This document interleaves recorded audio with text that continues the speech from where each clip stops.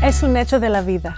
Todos necesitamos un presupuesto. Son muy sencillos de crear, pero aún así, más de 2/3 de los estadounidenses no tienen uno. Al no crear y apegarse a un presupuesto, podría poner en riesgo las finanzas de su familia. Comience por establecer una meta. Escríbala y priorice las siguientes 3 cosas: pagar las deudas que tienen el más alto interés, construir un fondo de emergencia y ahorrar para la jubilación. El ahorro ideal debería ser por lo menos un 10% de sus ingresos. Si está listo para eso, puede comenzar a pensar en otras cosas, como vacaciones o renovaciones en el hogar.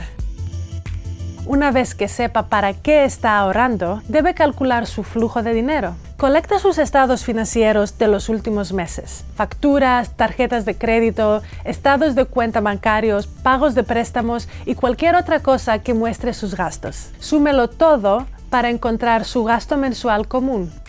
Luego, clasifique sus gastos en 2 categorías: necesidades y deseos. El paso siguiente es calcular su ingreso neto. Eso es sus ingresos totales, menos impuestos, ahorros de jubilación, pensión alimenticia o cuotas sindicales. Reste lo que está gastando de lo que está ganando. Si gasta más de lo que gana, corre el riesgo de endeudarse más. Ahora, tendrá que volver a esas prioridades. Una vez que llegue al punto en que todos sus elementos esenciales, es decir, todas sus necesidades están cubiertas, no comience a pagar de inmediato los deseos, conocidos como gastos discrecionales, como las vacaciones.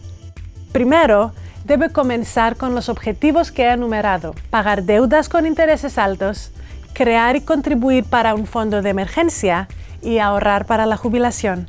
Una vez que se cumplen estos objetivos, puede comenzar a pensar en gastos discrecionales. Finalmente, piense en simplificar sus finanzas. Configure pagos automáticos a sus tarjetas de crédito, su hipoteca y sus servicios públicos. Algunos prestamistas incluso ofrecen pagos de intereses reducidos para pagos automáticos. Asegúrese de seguir observando sus gastos cada mes. Los cambios en sus ingresos y sus gastos sucederán. La clave es ser flexible. Es posible que necesite ajustar su presupuesto cada mes para mantenerse al día.